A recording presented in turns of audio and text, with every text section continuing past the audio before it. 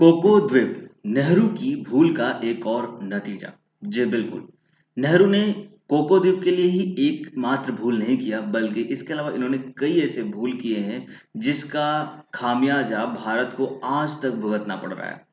वो चाहे अक्साई चीन हो, बाकू बाकू वैली हो, या फिर अरुणाचल प्रदेश का एरिया हो, तिब्बत को लेकर के हो। इन सभी जगहों पे जो नेहरू जी है ना, उन्होंने अपना भूल किया हुआ है और उनकी जो दूरदर्शिता है उसकी साफ झलक यहाँ पर दिखाई देती है। बात करेंगे आज के हम इस वीडियो में कोको आइलैंड को लेकर के। एक्चुअली बाकी की चीजों को लेकर के मैं बात करने वाला था, लेकिन वीडियो काफी लंबा हो जाता है, इसलिए मैंने सिर्फ कोको आइलैंड को यहाँ पर सिलेक्ट किया। बाकी जो अक्साई चीन को लेकर के या फिर बाकू वैली को लेकर के वीडियोस में फर्दर लेकर के आऊंगा, आप उसे भी जरूर देखिएगा।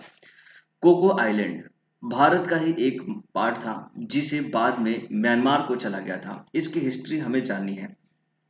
एक्चुअली जवाहरलाल नेहरू की रणनीतिक समझ की कमी और अंग्रेजों के साथ सख्ती से पेश आने की असमर्थता के कारण भारत ने अंडमान और निकोबार द्वीप समूह के बाद दक्षिण एशिया का सबसे प्रमुख रणनीतिक द्वीपों में से एक कोको आइलैंड को म्यांमार को समर्पित कर दिया। एक्चुअली ये इंडिया के हाथों से चला गया। इसकी हिस्ट्री बहुत ही खास है और ये कोको आइलैंड जो है वो हमारे लिए कितना ज्यादा इंपॉर्टेंट है ये भी हमें जानना होगा। क्योंकि जो जवाहरलाल नेहरू थे उनके अंदर दूरदर्शिता की कमी थी। उनके हिसाब से ये जो आइलैंड है सिर्फ कोको आइलैंड ही नहीं, बल्कि उनके लिए अंडमान निकोबार आइलैंड भी का कोई यूज नहीं था। यूजलेस पार्ट उनको समझा जाता था। और आज तक के भारत के इतिहास में सिर्फ 4 ही ऐसे प्रधानमंत्री हुए हैं जो यहाँ पर अंडमान एंड निकोबार आइलैंड पे जाकर वहां पे सर्वे किया है। यानी कि भारत के लिए हमेशा से ये जगह कोई खास मायने नहीं रखता है, लेकिन रिसेंट के टाइम में इसकी इंपॉर्टेंस भारत को पता चली है और जिसकी वजह से कोको आइलैंड को दोबारा भारत की मांग बढ़ी है दोबारा उसे वापस लेने की। तो कोको आइलैंड क्यों महत्वपूर्ण है ये जानते हैं। इसके अलावा मैं बता दूं कि ये जो कोको आइलैंड है इसका कोलकाता से जो डिस्टेंस है वो लगभग 1255 किलोमीटर है। वहीं वाइजैग विशाखापट्टनम से बात करें तो 1200 किलोमीटर और चेन्नई से इसकी डिस्टेंस मात्र 1190 किलोमीटर है। तो ये जो स्ट्रैटेजिक जो लोकेशन है इंडिया के लिए इंडियन ओशन में अपनी प्रेजेंस को काफी ही ज्यादा स्ट्रांग बनाने के लिए बहुत ही इंपॉर्टेंट है। इसके अलावा यहाँ मलक्का स्ट्रेट के ऊपर अपनी निगरानी रखने के लिए भी इंडिया के लिए काफी ज्यादा इंपॉर्टेंट होता है। ऐसे में आपको पता होना चाहिए कि ये जो पूरा का पूरा आइलैंड है यहाँ पर म्यांमार में स्थित अराकाना माउंटेन रेंज का ही एक पार्ट है। और इस रेंज का ही एक पार्ट होने की वजह से म्यांमार इस पे अपना दावा रखता है। बंगाल की खाड़ी में द्वीपों की एक श्रृंखला के रूप में ये भूभाग बहुत ही ज्यादा इंपॉर्टेंट मायने रखते हैं। तो ये आप देख सकते हैं कि ये जो है आराकाना पर्वत श्रृंखला है और यहाँ पर अंडमान सी है, बे ऑफ बंगाल में ये पूरा रीजन आता है जो कि स्ट्रैटेजिकली काफी इंपॉर्टेंट है और इसीलिए चाइना का इसके ऊपर बहुत ही तीखी निगाहें अपनी रखा हुआ है। नमस्कार दोस्तों, मैं शिव शंकर तिवारी स्वागत करता हूं आपको अपने YouTube channel exam warriors begins में। आप मुझे फेसबुक, ट्विटर और टेलीग्राम पे ज्वाइन कर सकते हैं। टेलीग्राम पे मैं अपनी वीडियो के PDF और लिंक प्रोवाइड कराता हूं। इसके अलावा मैं बता दूं कि मैंने अभी रिसेंट में बायोग्राफी सीरीज लेकर के आई है जिसमें मैं बायोग्राफी ऑफ सुभाष चंद्र बोस, भगत सिंह, सरदार वल्लभ पटेल, मिल्खा सिंह, स्वामी विवेकानंद, अटल बिहारी वाजपेयी और इसके अलावा और भी बहुत सारे लेजेंड की वीडियोस मैंने यहाँ पे डाली हुई है। आप उसे फर्दर जाके देखिए और दूसरे किसी भी पर्सनालिटी के बारे में आप जानना चाहते हैं तो डेफिनेटली मुझे कमेंट करके बता दीजिएगा। चलिए बात करते हैं कोको आइलैंड की। एक्चुअली कोको आइलैंड जो कि अब इंडिया का भी नहीं है और ना ही म्यांमार का है, अब ये हो चुका है चाइना का। चाइना को कैसे ये समर्पित हुआ इसके बारे में भी आपको जानना जरूरी होगा। एक्चुअली ये रणनीतिक द्वीप अंडमान द्वीप के उत्तर में स्थित है। हालांकि कोको द्वीप अब म्यांमार का हिस्सा है, बट अब ये चाइना का हो चुका है 1994 से।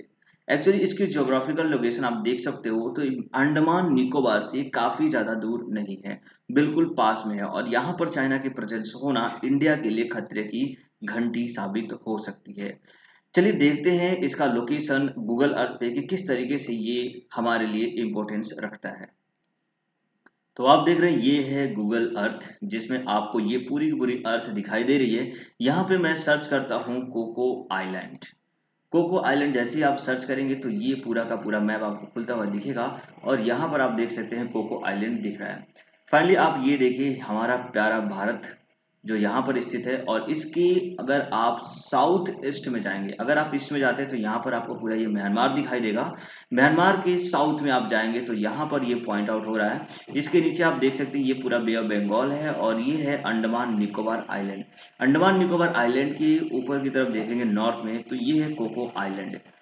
रिसेंट में इसके ऊपर बताया जा रहा है कि कहीं ना कहीं चाइना इसके ऊपर बहुत ज़्यादा कंस्ट्रक्शन कर रहा है, और वो भी आप यहाँ पे साफ देख सकते हो कि ये जो कोको आइलैंड है इसके ऊपर आपको हवाई पट्टी दिख जाएगी। ये देखो आप यहाँ पे एयरपोर्ट दिखाई दे रहा है जो कि चाइना के द्वारा यहाँ पर डेवलप किया गया है। इसके अलावा आप यहाँ पे बहुत सारे कंस्ट्रक्शन भी यहाँ पर देख सकते हैं, जो यहाँ पर हाउस बनाया गया है रिसेंटली। कुछ बिल्डिंग्स यहाँ पे बनाई गई हैं जो कि यहाँ पे रहने के लिए ऐसा कुछ जो भी इक्विपमेंट हो सकते हैं उनको रखने के लिए, या फिर मिलिट्रीज और एयरफोर्स को रहने के लिए यहाँ पे जगह भी शायद बनाई गई है। तो इस तरीके से ये कोको आइलैंड पे चाइना ने काफ़ी ज़्यादा डेवलपमेंट यहाँ पे कर रखी है। और यहाँ पर चाइना का डेवलपमेंट करने का सबसे ज़्यादा अगर नुकसान किसी को है तो वो भारत को है। ऐसा इसलिए है क्योंकि ये जो जगह है वो कोलकाता से मात्र 1255 किलोमीटर है, जहाँ की निगरानी चाइना आराम से कर सकता है। वही बात करें तो इंडिया के लिए जो इंडियन ओशन जिसे बात करते हैं कि इंडियन ओशन इंडिया के लिए काफ़ी ज़्यादा इम्पोर्टेंट है, और उससे ज़्यादा कहीं ना कहीं ये इम्पोर्टेंट है चाइना के लिए। अब ये चाइना के लिए क्यों ज़्यादा इम्पोर्टेंट है मैं वो भी आपको बता दूं। आपको पता होगा कि यहाँ पर ये वाली जो जगह है जिसे हम मलक्का स्ट्रेट बोलते हैं, और ये मलक्का स्ट्रेट साउथ जो पैसिफिक ओशन से जितने भी ट्रेड हो रहे हैं इंडियन ओशन में, या गल्फ की घाटियों में जो ट्रेड हो रहे हैं वो सब इसी रास्ते से होते हैं। और जनरली जो चाइना है एक्चुअली आप देख सकते हो यहाँ पर साउथ चाइना सी से होकर चाइना की जितनी भी शिप्स होती हैं, चाहे ऑयल की हो, ट्रांसपोर्ट की हो, या फिर किसी भी तरह की जो भी इनका ट्रेड होता है, वो सब साउथ चाइना सी से होते हुए यहाँ पर स्टेट ऑफ मलक्का में आते हैं, और मलक्का से पार करते हुए सीधा अंडमान निकोबार के सामने से होते हुए बे ऑफ बंगाल और फाइनली इंडियन ओशन में, अरबियन ओशन में जाते हैं, और तब जाकर के ये यहाँ पर गल्फ जो कंट्रीज आप देख रहे हो, गल्फ ऑफ ओमान और पर्शियन गल्फ, यहाँ पर जाकर के यहाँ से इनका ऑयल का ट्रेड हो पाता है। तो चाइना को एक लंबी दूरी यहाँ पर तय करनी पड़ती है, तब जाकर उसका ट्रेड गल्फ कंट्री के साथ हो पाता है। इसके अलावा अगर चाइना को यूरोप जाना होता है तो उसके लिए भी इसे गल्फ ऑफ आदेन से होते हुए रेड सी, और यहाँ पर यहाँ से होते हुए ये मेडिटेरियन ओशन में जाते हैं। तो कहीं ना कहीं ये जो इंडियन ओशन है वो चाइना के लिए भी काफ़ी ज़्यादा इम्पोर्टेंट है। इसलिए चाइना यहाँ पर अपनी प्रेजेंस को काफ़ी ज़्यादा मजबूत करने की सोचता है, जिसकी वजह से वो ना सिर्फ म्यांमार बल्कि यहाँ पर बांग्लादेश, श्रीलंका, पाकिस्तान और जितने भी यहाँ पर छोटे आइलैंड वाले देश हैं जैसे कि मालदीव, इन सब की जगह पे अपना काफ़ी ज़्यादा इन्वेस्टमेंट करता है और उनकी जगहों को हड़पने की कोशिश करता है। और इसी का नतीजा है कि इंडिया के चारों तरफ उसने एक तरीके से पूरी मोतियों की माला पहना रखी है, जहां पर वो अपनी प्रेजेंस को काफ़ी ज़्यादा मजबूत कर रहा है। इसको एक तरीके से दूसरे फिगर में भी हम यहाँ पे समझ सकते हैं। तो फाइनली आप यहाँ पे देख सकते हैं कि ये जो है रूट मैप है पूरा चाइना के ट्रेड का, जिसमें आप देख सकते हैं कि चाइना का ये बीजिंग है, और बीजिंग से ये यहाँ पर येलो सी से होते हुए, जापान सी से होते हुए, यहाँ पर हांगकांग, और यहाँ पे साउथ चाइना सी से होते हुए फिर ये मलक्का स्ट्रेट, और यहाँ पर जो है पूरा इंडियन ओशन में होते हुए ये यूरोप और गल्फ कंट्रीज में यहाँ पर इनका ट्रेड होता है। इसीलिए चाइना हमेशा ही इंडिया को बॉयकॉट करने के लिए अपने दूसरे विकल्प को तैयारी कर रहा है, क्योंकि चाइना को अगर डिफेंड करना हो इंडिया के लिए तो इंडिया का यहाँ पर जो अंडमान निकोबार आइलैंड है वहां से पूरी की पूरी निगरानी यहाँ इनके ऊपर रखी जा सकती है। और इसलिए चाइना को ये डर होता है कि अगर बाय द वे कभी किसी भी तरह से वॉर होता है तो डेफिनेटली इंडिया का यहाँ पर अंडमान निकोबार में मजबूत है, और इनका ये जो पूरा ट्रेड सिस्टम है यहाँ पर मलक्का से होते हुए उसको इंडिया यहाँ पे स्टॉप कर सकता है। ऐसे में चाइना को यहाँ पर विकल्प तलाशने की जरूरत पड़ती है, और उस विकल्प के लिए वो डिफरेंट डिफरेंट कंट्रीज को अपना एक तरीके से बना रहा है लोकेशंस। इस लोकेशन में आप देख सकते हैं कि चाइना जो है वो पाकिस्तान में भी और दूसरे जैसे कि म्यांमार में भी अपने पोर्ट बना रखा है। सीपीईसी के अकॉर्डिंग आप देख सकते हैं कि पाकिस्तान के यहाँ पर ग्वादार पोर्ट में उसने अपना एक पोर्ट बनाया हुआ है, ग्वादार पोर्ट, ठीक है। और ये जो है चाइना के यहाँ पर ज- चाइना से ये पूरा का पूरा रोड सिस्टम है जो पाकिस्तान से होते हुए यहाँ पर आता है। इसकी वजह से क्या होगा कि चाइना को इस रूट से ना जाकर के बजाय इस रूट से ही वो सीधा यहाँ तक आ सकता है। इसके अलावा अगर वो यहाँ पर अगर हम इस आइलैंड की बात करें, कोको आइलैंड की, तो वो म्यांमार के रास्ते होते हुए भी कोको आइलैंड सीधे आ सकता है। तो कहीं ना कहीं वो अपनी स्ट्रैटेजी को काफी ज्यादा इंडिया के अगेंस्ट में मजबूत कर रहा है। इसीलिए अब इंडिया में भी कोको आइलैंड को लेकर के काफी ज्यादा मांग बढ़ गई है कि अगर चाइना ये सब कुछ कर रहा है तो हमें इसको सिर्फ देखते ही नहीं रहना चाहिए, क्योंकि इतनी जो इम्पोर्टेंट जो स्ट्रैटेजिकली जो इम्पोर्टेंट एरियाज होते हैं इसके पहले कभी किसी ने ध्यान नहीं दिया। तो कहीं ना कहीं इंडिया को इसके ऊपर फोकस करना होगा। और अब जो पहले नेहरू ने जो गलतियां कर रखी है, अब की सरकारों को वो गलतियां बिल्कुल भी नहीं करनी चाहिए। आपको पता होगा कि चाइना जो है स्ट्रिंग ऑफ पर्ल के नाम से जाने वाला एक यहाँ पर लोकेशंस बना रहा है जो इंडिया को चारों तरफ से घेरने की कोशिश में है। जैसे कि आप बात करें म्यांमार में, म्यांमार का जो सितवे पोर्ट है वो चाइना ने यहाँ पर अपने लीज पे ले रखा है। और उस पे अपना पूरा जो भी है आर्मी की जो या फिर नेवल टीम की यहाँ पर पूरी तैयारी कर रखा है। इसके अलावा बांग्लादेश में बात करें तो बांग्लादेश में चिटगोंग भी वहां पर सी पोर्ट है जिसको चाइना ने अपने कब्जे में ले रखा है। यही हम्बनटोटा जो कि श्रीलंका में है, यहाँ पर भी चाइना की प्रेजेंस है। और साथ में ग्वादार पोर्ट जो कि पाकिस्तान में है। इस तरीके से आप देख सकते हो कि इंडिया के चारों तरफ एक तरीके से माला के जैसे पहना के रखा है, जिसकी वजह से इंडिया को घेरने की उसकी पूरी कोशिश है। अगर नॉर्थ में देखें तो ऑलरेडी चाइना अक्साई चीन से लेकर के सिक्किम और अरुणाचल प्रदेश में भी अपनी प्रेजेंस को काफी ज्यादा स्ट्रॉन्ग कर रहा है। तो इंडिया चारों तरफ से अब घिरने ही वाला है। बट इंडिया की अगर अपनी प्रेजेंस और दूरदर्शिता को देखा जाए, अगर दूरदर्शी बने तो इंडिया को बिल्कुल भी इस अपने जो जोग्राफिकल लोकेशंस है उसको वीक नहीं करना चाहिए। अंडमान निकोबार में अपनी मिलिट्रीज की पावर को स्ट्रेंथन करना चाहिए, जो कि शायद अभी किए भी जा रहे हैं। काफी अच्छा काम वहां पे हो भी रहा है। लेकिन अगर जहां पे वीकेंड्स की बात की गई है कि अगर कोको आइलैंड इंडिया का था तो डेफिनेटली अभी भी वो इंडिया का ही होना चाहिए। भले ही 1950 के टाइम पे नेहरू ने इसे म्यांमार को गिफ्ट कर दिया था, लेकिन कोको आइलैंड को म्यांमार को गिफ्ट किया गया था सिर्फ और सिर्फ वहां की जो इलेक्टेड गवर्नमेंट थी उसको। बट वहां पर अभी कोई इलेक्टेड गवर्नमेंट नहीं है तो इसे वहां पर देने की कोई जरूरत नहीं है। और इंडिया को इसकी मांग जरूर करनी चाहिए ताकि कोको आइलैंड जो है वो इंडिया को दोबारा से मिल सके। अगर ये इंडिया को दोबारा से मिल सकता है तो अब चाइना के ऊपर काफी ज्यादा प्रेशर आएगा और चाइना यहाँ पे कुछ भी नहीं कर पाएगा। एक्चुअली ये करना आसान भी है इंडिया के लिए, क्योंकि अभी के टाइम पे क्या है कि ना तो चाइना और ना ही म्यांमार इस बात को मानते हैं कि कोको आइलैंड जो है वो चाइना को लीज पर दिया जा चुका है। म्यांमार भी इसको डिनाई करता है और चाइना भी इसे डिनाई करता है। बट यहाँ पर अकॉर्डिंग टू मैप देखेंगे तो यहाँ पर एयरपोर्ट बना हुआ है, बहुत सारी ऐसी चीजें जो कंस्ट्रक्शन हुई है आप यहाँ पे देख सकते हैं कि यहाँ पे रिटेनिंग वॉल बने हुए हैं, ब्लॉकेज बनी हुई है, मिक्सिंग प्लांट बने हुए हैं, टेट्रापोर्ट्स बने हुए हैं, साथ में हवाई पट्टी बनी हुई है।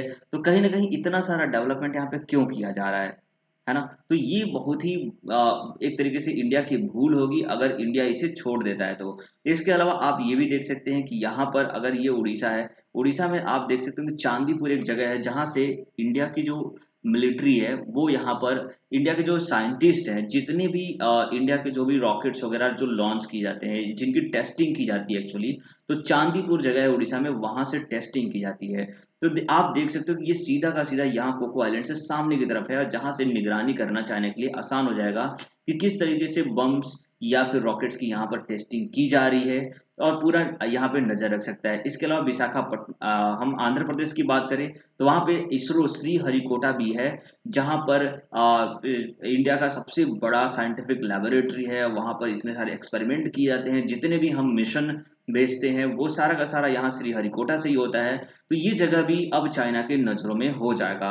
तो इंडिया को काफी वेकेंस यहाँ पे होना पड़ेगा। सारी की सारी जो स्ट्रैटेजिक लोकेशंस है वो इंडिया की लीक होने लगेगी अगर यहाँ पर चाइना मजबूत होता है तो। इसलिए यहाँ पर इंडिया को चाइना को बिल्कुल भी मजबूत होने नहीं देना चाहिए और अपनी जो प्रेजेंस है वो सिर्फ यहाँ ही नहीं बल्कि चाइना को अपने नॉर्थ साइड में, चाहे वो गलवान वैली हो, अक्साई चीन हो या अरुणाचल प्रदेश हो, इसके अलावा एक चीज और मैं आपको बता दूं, वाकू वैली, जो कि यहाँ पर फाइनली म्यांमार में ही है, म्यांमार में ही है वो भी इंडिया के prime minister mister Jawaharlal Nehru ने उसे दे दिया था। तो कहीं ना कहीं इस चीज के ऊपर भी उनको ध्यान देना चाहिए और इंडिया को इन सारे स्ट्रेटेजिक लोकेशंस को अपने कब्जे में, अपने अंडर रखने की जरूरत है और उसे रखना भी चाहिए। फाइनली कोको आइलैंड को लेकर के अब आपकी क्या राय है, कमेंट बॉक्स में जरूर मुझे बताइएगा। इंडिया का क्या स्टैंड होना चाहिए ये भी आप मुझे जरूर लिखकर दिखाइएगा।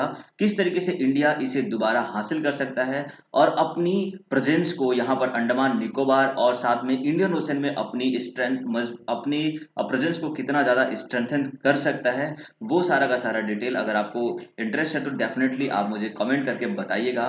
इंडियन गवर्नमेंट को सजेशन देना आपका भी एक हक होता है अगर आप एक इंडियन है तो definitely. So this is the finally of this video and thanks for watching till the end. और अगर ये वीडियो आपको अच्छा लगा है तो आप इसे लाइक कर दीजिए और अपने फ्रेंड के साथ जरूर शेयर करिएगा। चैनल पे अगर आप नए हैं तो सब्सक्राइब कर दीजिए और अगर आपने बेल आइकन नहीं दबाया है तो डेफिनेटली उसे दबा दीजिएगा ताकि जब भी मैं वीडियो अपलोड करूं तो आपको इसका नोटिफिकेशन मिले। हालांकि मेरी वीडियोस रोजाना 2 बजे प्रीमियर होती है, दोपहर के 2 बजे, और अगर आप इसे लाइव देखना चाहते हो तो 2 बजे आप यहाँ पे प्रीमियर होता है, उसे आप देख सकते हैं, क्योंकि वहां पे आप लाइव कमेंट भी कर सकते हैं और जो भी डिटेल होती है आप उसे सुन सकते हैं। आपका दिन शुभ रहे। जय हिंद, जय भारत।